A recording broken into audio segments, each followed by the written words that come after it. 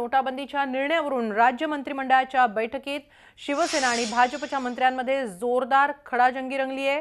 नोटाबंदीच्या निर्णयावरून कॅबिनेटमध्ये जोरदार वाद झालेले आहेत। भाजप आणि शिवसेनेच्या मंत्र्यांमध्ये ही वादावादी झालेली आहे। जनतेला त्रास होतोय आणि त्यामुळे शिवसेनेने नाराजी व्यक्त केली आहे। सरकारमध्ये राहून विरोधी भूमिका घेणं चुकीचं असल्याचं भाजप मंत्र्यांनी शिवसेनेच्या मंत्र्यांना सुनावलंय। आपण याबाबत अधिक माहिती घेऊया आमचे प्रतिनिधी दीपक भातुसे यांच्याकडून। दीपक, नेमकं कॅबिनेटच्या बैठकीत काय चाललंय? शिवसेना आणि भाजप या दोन पक्षांच्या मंत्र्यांमध्ये वादावादी होतीये। हिमाली, आज दुपारी जी राज्य मंत्रिमंडळाची बैठक पार पडली, या बैठकीमध्ये शिवसेनेचे मंत्री आक्रमक झाले होते। कारण आपल्याला माहिती आहे, नोटाबंदीचा जो निर्णय पंतप्रधानांनी जाहीर केला त्याच्यावरती शिवसेना पक्षप्रमुख उद्धव ठाकरे यांनी जाहीरपणे नाराजी व्यक्त केली होती आणि या निर्णयावर टीका केली होती। आजही शिवसेनेच्या खासदारांची एकीकडे मातोश्रीवर बैठक झाली, तर दुसरीकडे त्याच वेळेला साधारणतः मंत्रिमंडळ बैठक जी मंत्रालयात सुरू होती त्या बैठकीमध्ये शिवसेनेच्या मंत्र्यांनी ही नाराजीची भूमिका व्यक्त केली आणि सरकारने कुठलीही पूर्वतयारी न करता हा निर्णय घेतल्यामुळे सामान्यांना त्रास होत आहे।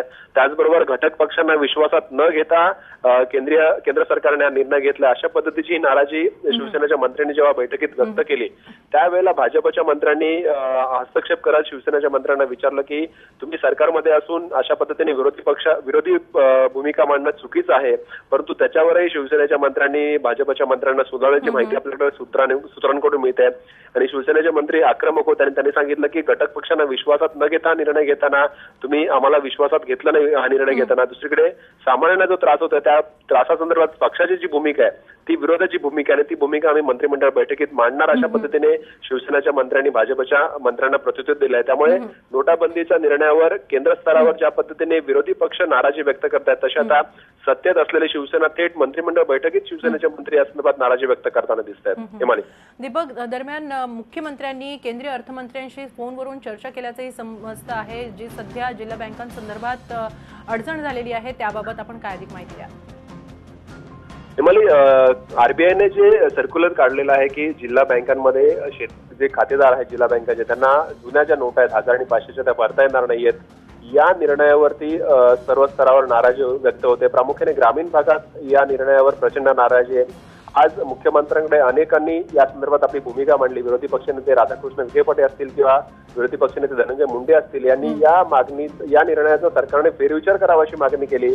मुख्यमंत्र्यांनी सुद्धा याची दखल घेतली आहे, कारण आपल्याला माहिती आहे की जिल्हा बँकांमध्ये बहुतांश खातेदार हे शेतकरी खातेदार आहेत आणि अनेक शेतकऱ्यांची केवळ जिल्हा बँकेमध्ये अकाउंट्स आहेत, जिल्हा बँकेमध्ये खाते आहेत।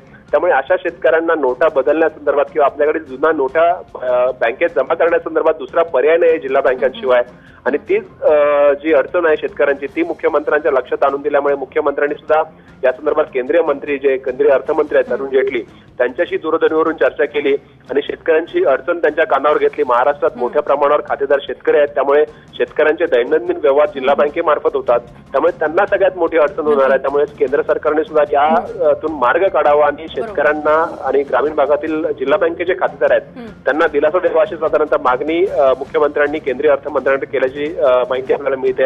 आता केंद्र स्तरावर याचा काय निर्णय होतोय आणि शेतकऱ्यांना आणि सामान्यांना जो ग्रामीण भागात त्रास होतोय तो त्रास दूर करण्यासाठी कोणता मार्ग काढला जातो याकडे विशेषतः जिल्हा बँकेचे जे सामान्य खातेदार आहेत त्यांचं लक्ष लागलेलं आहे। हिमाली, धन्यवाद दीपक, आपण दिलेल्या या सविस्तर माहितीसाठी।